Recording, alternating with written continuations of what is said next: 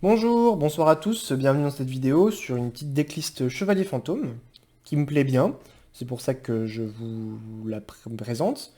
Euh, une liste qui est relativement budget désormais puisque la carte coûtait cher, Tornscale et Kayla Serré a bien chuté en prix grâce au Mégatine.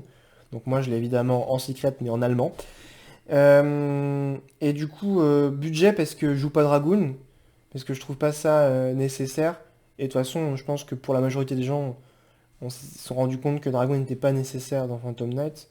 Et en fait, j'essaie de compenser au manque de droplets par beaucoup d'extenders, de manière à ce que euh, pour briser des boards, notre engine plus nos extenders suffisent plutôt qu'avec droplet. En fait, parce que c'est droplet normalement qui aide à annuler les dragons adverses et encore à annuler enfin à bait les Herald of Ultimateness, etc. Et en fait, quand on a énormément d'extenders, on peut comment dire on peut manger toutes les ressources de l'adversaire, enfin toutes les négats de l'adversaire, tout en pouvant sortir un board, lui clean son board et avoir un peu de setup pour le tour suivant. Alors que lui aura du mal. Donc, je vais vous présenter la liste. Donc, les starters, c'est évidemment 3 Ekaila serrés, qui sont bah, des très bons starters, en plus d'être des non Phantom Knight, ça remplit le cimetière et ça fait le combo tout seul. Donc, incroyable cette carte, un amour. 3 Guide des Enfers, qui pareil fait le combo tout seul, n'est pas un non Chevalier Fantôme, mais qui a l'avantage de spé directement Graph, donc d'envoyer un Chevalier Fantôme au cimetière par Cherubini. Donc bon, euh, la différence étant qu'elle est plus sensible au Entrap, puisque si on a ouais, Ekaila Serré et un autre nom comme Épée Brisée, on peut facilement arriver à Bardiche quand même. Mais elle, si elle se prend une interrupt, c'est un peu difficile si on n'a pas d'extender. Ensuite, je joue évidemment un Rota comme septième starter. 7, c'est le bon nombre. De toute façon, on peut pas, avec ce deck, avoir plus de starters. Et je pense qu'on n'en voudrait pas plus. Parce qu'en fait, comment dire, ces 7 starters, c'est le bon ratio pour en voir qu'un. Et en plus, tout autre niveau 3, euh, toute autre combinaison de niveau 3 permet de faire le full combo. Donc on a plein de starters virtuels en fait. Donc voici nos starters, hop, je les mets de côté. Ensuite, on va parler des cartes essentielles à jouer dans le deck, les cartes d'archétype. Donc déjà, on a Cire, Graf, Graf, Cire et Skarm. Alors, Graf et Cire sont obligatoires pour faire Bardiche depuis Cherubini, mais Skarm, c'est un peu la carte au choix. Des gens jouent Libic, moi je préfère largement jouer Skarm pour une histoire de grind game, puisque quand on veut être économe en ressources, ce qu'on fait c'est que bah on fait notre petit Bardiche avec deux Fogblade, et on envoie Skarm, enfin et Cherubini, avec Cherubini on peut space Skarm. Enfin avec Graf on peut space Skarm et ne pas space Cherubini après. Ça nous permet en fait de récupérer Tour Guide et de pouvoir continuer le tour d'après, si on veut être assez économe avec ses ressources ou qu'on a peur de quelque chose. Donc voilà, ça c'est les 3 Burning Abyss obligatoires. Libic est jouable, hein, parce que ça nous permet de débrick, mais pour brick, il faut piocher que Cire, je crois, et c'est très embêtant. Enfin, en sens, c'est assez rare, et on peut souvent s'en sortir. Ensuite, on va parler des cartes d'archétype Chevalier Fantôme. 3 bottes silencieuses, excellent extender avec Tornscale, excellent extender avec n'importe quel autre Chevalier Fantôme qui fait le full combo, et qui en plus va nous chercher une amour de Fogblade, ou même euh, une Shade Brigandine, qui est un monstre de plus pour faire Bardiche, etc., etc. Ou même pour faire Ridwer, parce que je joue Ridwer dans mon extra. Ensuite, on joue deux anciennes capes. Alors, là, le ratio, on peut en discuter entre 2 et 1. Moi, je préfère 2, parce que souvent, quand on se fait interrompre bien à certains endroits, par exemple sur les VR ou quelque chose comme ça, on se trouve avec notre ancienne cape bannie et impossibilité de le récupérer, parce que je joue qu'un seul Léviar. Du coup, c'est hyper important d'avoir 2 pour le grind. Vous pouvez cut à 1 si vous jouez 2 Léviar dans votre extra deck, ce qui est jouable, hein, mais moi je préfère pas.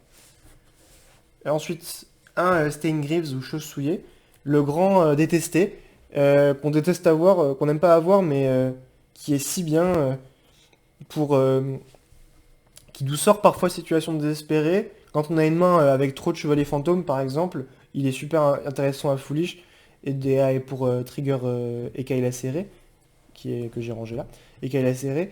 Et aussi, il peut être ajouté à la main avec ancienne cape pour faire un extender de plus. Ensuite, on joue Gant Lock. On n'en joue qu'un malheureusement parce qu'on déteste le voir en main, mais c'est une carte si intéressante, enfin, on peut foolish n'importe quoi avec, enfin, le Chevalier Fantôme évidemment. Du coup, ça permet de cacher un peu nos stratégies, sur quel board on va aller, etc. Et bah, c'est une carte très polyvalente qu'il faut obligatoirement. Ensuite, au niveau des ratios de trappe, je joue une aile, une Brigandine ombragée et 3 Fogblade. Alors, c'est des ratios un peu standards. Souvent, on voit aussi une épée qui est jouée. Mais, enfin, une épée, je sais pas l'épée du brouillard, mais l'autre épée, qui est aussi un reborn. En fait, c'est comme ça me donne 3 noms pour faire 3 reborns dans le combo. Mais personnellement, en fait, je trouve que ça commence à faire énormément de pièges à avoir qu'on veut pas dans la main. Bon, Fogblade, c'est pas gravissime, mais en fait, c'est du discard fodder uniquement si on a Turnscale. Après, vous allez me dire, on peut aller chercher Turnscale, enfin, on peut aller chercher Turnscale et envoyer au cimetière Chose Souillée pour invoquer spécialement Turnscale si on a déjà Norme et se débarrasser de ça. Mais effectivement, mais ça, comment dire, ça demande de passer par des chemins très sinueux qui nous font perdre un peu d'avantage en carte. Donc je préfère ne pas piocher l'épée ou les ailes. Donc j'en joue qu'une. Et puis ça suffit largement de reborn. En plus, les ailes elles sont sympas. Moi je préfère des fois, quand j'ai trop de negate monstres, c'est-à-dire quand j'ai une Apo avec 3 matos, une Fogblade et une IP, j'aime bien aussi avoir les ailes pour protéger la destruction. Parce que c'est pas négligeable en fait. Ça peut protéger une Apollousa d'une MP un peu désagréable quoi. Donc c'est super important, ça protège Apollousa dans Lightning Storm par exemple. Donc voilà, moi ça m'a déjà sauvé la vie, notamment contre des joueurs des Salamandres un peu chanceux, quoi. J'expliquerai après, j'ai oublié d'expliquer, mais j'expliquerai après ce que j'ai fait en local, contre qui j'ai gagné, contre qui j'ai eu du mal et pourquoi. Ensuite dans les extenders, on va jouer les deux dangers. Incroyable. Nessie à 2, pourquoi pas Tsushinoko et Jackalope à 2, je les ai mis à l'envers évidemment. Mais pourquoi pas ces deux-là à 2, ils seraient très heureux à 2. Hop. Je joue. Alors ça, tout le monde ne le joue pas, mais je l'aime trop. On joue un Terror Top et un Tectomborg, parce que piocher le Terror Top, c'est un peu une free win. Parce que ça nous envoie sur Bardiche sans avoir fait de normal. Du coup, si on se mange une interrupt sur Bardiche, eh ben, on peut quand même aller sur un petit F0 ou sur un Apollousa, des choses comme ça, et en ayant bien mangé des ressources adverses dans sa main, quoi. Donc, effectivement, on déteste voir le petit Tectomborg, on le maudit dès qu'on le voit, mais son compère de toujours Terror Top est tellement utile quoi que bon, enfin c'est trop agréable à avoir. Comme même en Go second, c'est hop, tu fais un rang 3, il a peur de Zeus, il te négate un truc et pouf, après tu normes ton turn scale et t'es trop heureux quoi. Bref, une carte je suis amoureux de cette carte. Amoureux de cette carte. Hop. Ensuite, on joue les meilleurs extenders du deck, qui sont des chevaliers Kagemusha. On en joue 3 évidemment, parce que bah, c'est un guerrier ténèbres, comme les chevaliers fantômes, donc on se fout un peu de Gozen. Et puis en plus, ça, chain block, tour guide. On fait chain 1, tour guide, chain 2, Kagemusha. On peut littéralement rien se prendre en trap, par peut-être un gamma sur Kagemusha, mais c'est un peu bizarre. Et du coup, bah, enfin, obligatoire à jouer comme extender, même si vous voulez jouer avec plein de free spots, virez des extenders parce que vous voulez jouer avec 9 ou 12 traps, ce que je comprends, hein, moi j'aime pas trop, mais ce que je comprends, il faut absolument garder celui-là parce que il fait partie intégrante du deck. Il pourrait s'appeler Chevalier Fantôme Kagemusha, que ce serait pareil, quoi. Ensuite, on va jouer, alors ça c'est un peu mes restes de fond de tiroir d'extender. Ça, c'est une manière psychique, un téléporteur d'urgence, une fusion instantanée et une fusion préparée. Alors, c'est un peu le bordel. Si vous voulez avoir une liste vraiment budget, vous mettez une Maniroux psychique, l'autre psychique, je sais plus le nom, qui s'invoque spécialement quand on contrôle un niveau 3, et deux téléporteurs d'urgence. Ça marche aussi. Et si vous voulez une liste qui coûte un peu plus cher, vous mettez une fusion instantanée et 3 fusions préparées. Comme ça, vous pouvez... Enfin, ça vous enlève un peu... vous êtes sûr que la fusion préparée va être utile, qu'elle va vous donner un body, alors que la Maniroux, il faut qu'il y ait rien, et la Wielder, il faut qu'il y ait un truc. Donc, voilà, piocher ça en sixième carte, enfin en tour 2, c'est très désagréable, vous voyez. Donc, alors que piocher une fusion préparée, une fusion instantanée, c'est mieux. Mais piocher un téléporteur d'urgence, c'est bien aussi. Mais bon, cette carte-là coûte moins cher que cette carte-là. Donc, vous pouvez cut ça facilement et comme ça, en plus, vous gagnez une place dans l'extra deck, mais vous... Voilà. C'est juste que c'était mes extenders de fond de tiroir. Hop. Et ensuite, dans les trois derniers les 7 derniers spots. On joue 3H, 3 imperm. Pardon. 3H, 3 imperm parce que c'est... Comment dire? Bah, c'est les end-traps les plus génériques. Ça pour Tribri, ça pour tout. Puis même ça pour un peu tout en fait, hein. Et évidemment, quand vous savez que vous allez second, vous pouvez facilement vous cut des cartes d'engine. Genre vous pouvez cut une Fogblade, cut comment ça s'appelle? Une ancienne cape, des choses comme ça. Et une botte silencieuse pour ajouter des end traps. On peut facilement monter à 12 free spots tout en gardant un deck assez consistant. Mais moi je le fais uniquement quand je suis sûr d'aller de second, quoi. Et la dernière carte, évidemment, c'est un call by. Trop forte. On la veut tous les jours en main, quoi. Donc voilà, c'est le main. Je trouve qu'il marche bien. Je l'aime bien, ça fait pile 40 cartes. On va passer à l'extra. Donc je joue évidemment Cherubini et Bardiche qui sont les deux meilleures cartes du deck. Enfin, les deux meilleures cartes du deck. L'ossature, quoi. Trop bien, trop bien. Faut pas oublier, Cherubini, foolish en cost. Donc vous pouvez pas vous prendre H sur Cherubini. Et si vous prenez Gamma, c'est pas grave, votre effet se résout quand même.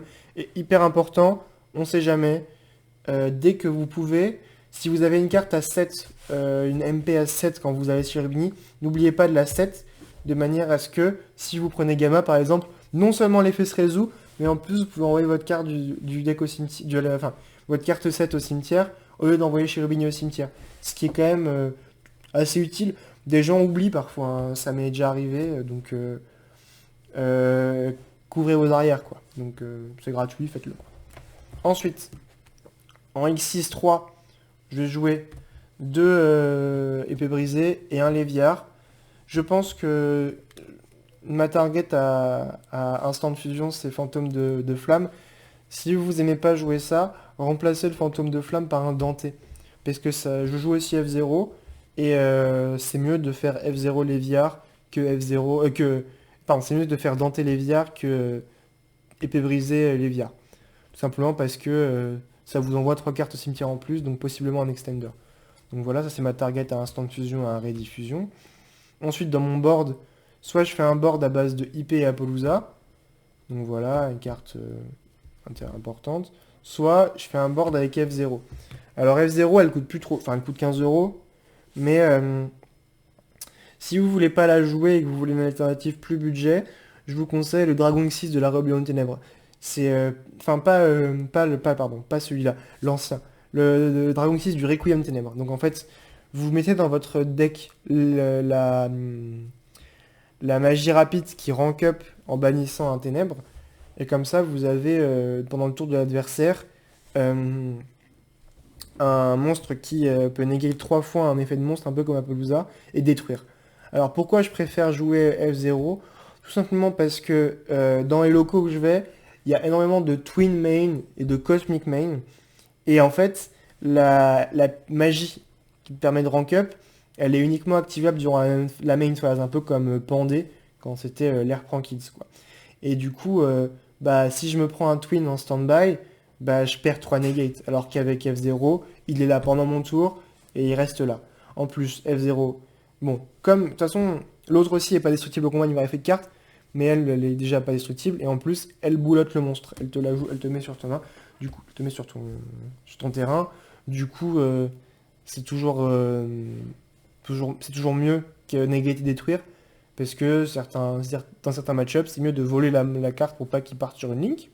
Et aussi, parfois, quand on a assez d'extender, on peut faire F0 Future Draco Utopique avant de faire Bardiche.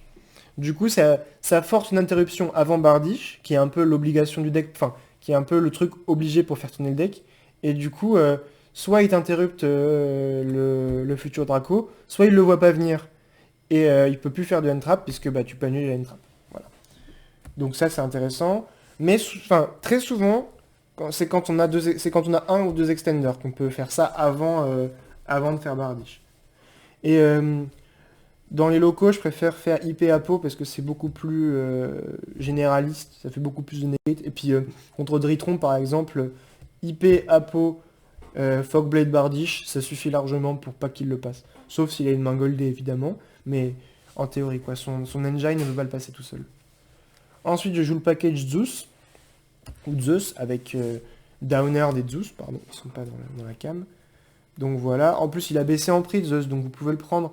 C'est hyper important de jouer Zeus dans ce deck, c'est la seule carte qui va coûter un peu, mais comment dire? Parce que en fait c'est sur Zeus que je me repose Go second.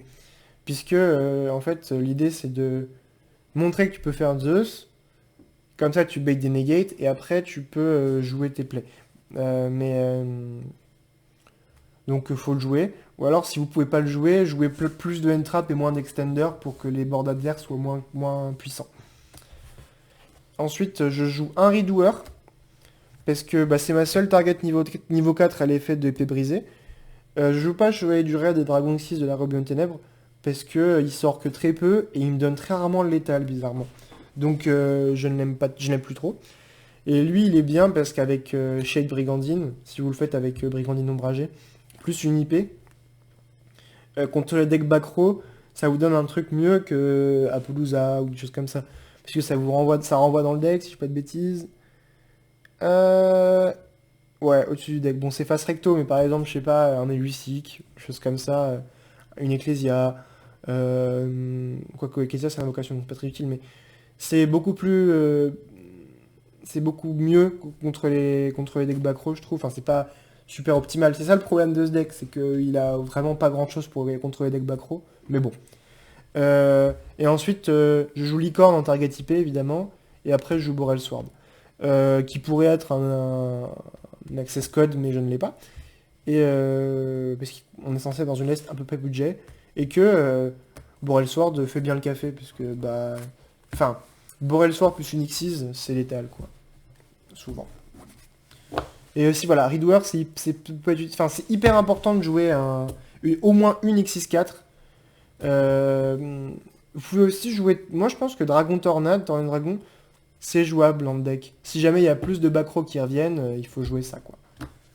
Voilà. Pour moi, c'est ça l'idée. Donc c'est l'extra. Oups. Et enfin, le side. Alors, le side, il est un peu fait avec les moyens du bord. J'ai pas toutes les cartes du monde, mais... Donc 3 Dark Ruler qui, je pense, sont obligatoires à mettre dans ce deck. Peu importe la méta. Enfin, peu importe la méta combo, pardon. Parce que ça, contre Dritron, c'est incroyable. Contre un gros board Virtual World, c'est incroyable. Des choses comme ça.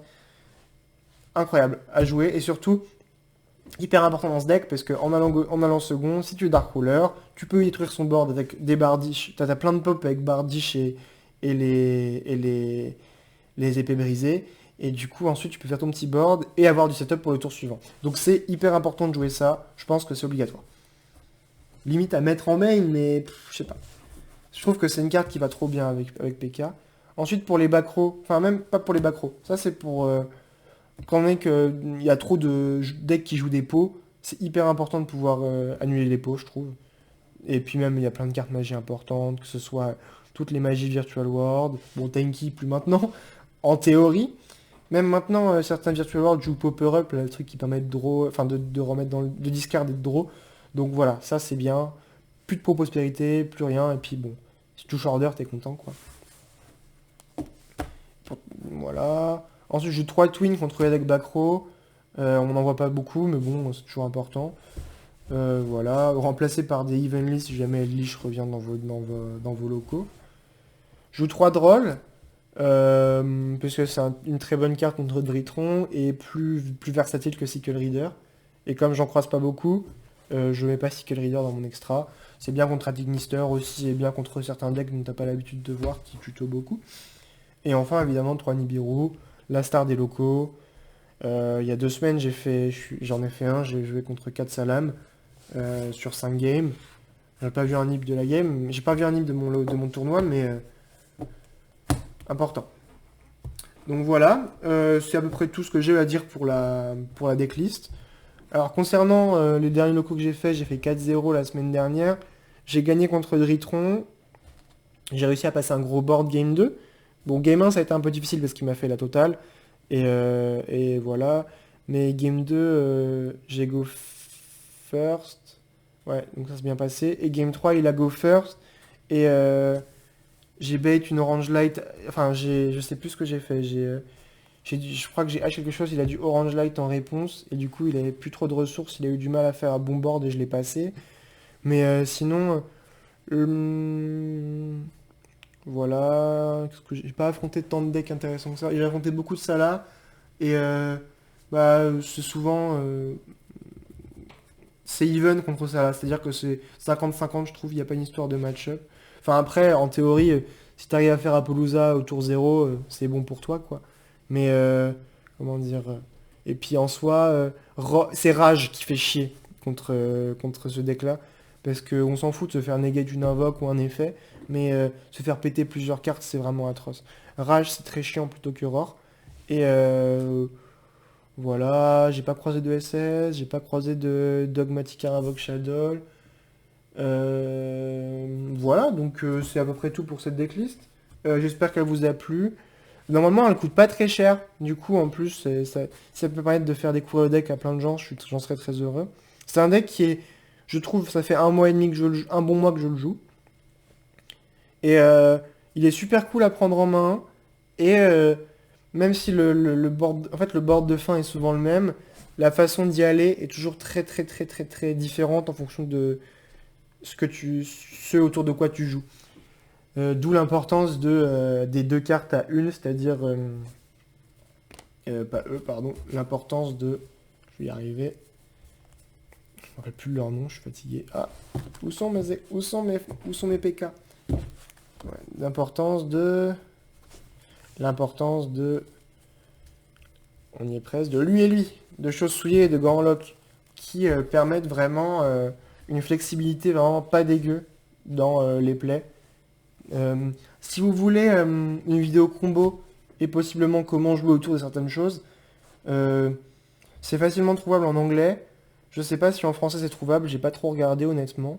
Mais si jamais ça vous intéresse, mettez-le dans les commentaires. Et bah, si la vidéo vous a plu, bah, mettez un pouce bleu et surtout dites-moi ce qui vous a pas plu, si jamais ça vous a pas plu. C'est ma première vidéo, ça fait pas très longtemps que je joue à Yu-Gi-Oh! Hein, donc j'ai pas une connaissance du méta monstrueuse. Si vous avez de quoi me corriger, etc., n'hésitez pas, hein. Euh, donc sur ce, je vous souhaite une bonne fin de journée, une bonne fin de soirée, une bonne journée, tout ce que vous voulez. Partagez la vidéo si vous voulez créer des monstres de chevaliers fantômes avec vos potes. Et je vous souhaite bah, merci d'avoir regardé la vidéo et à bientôt.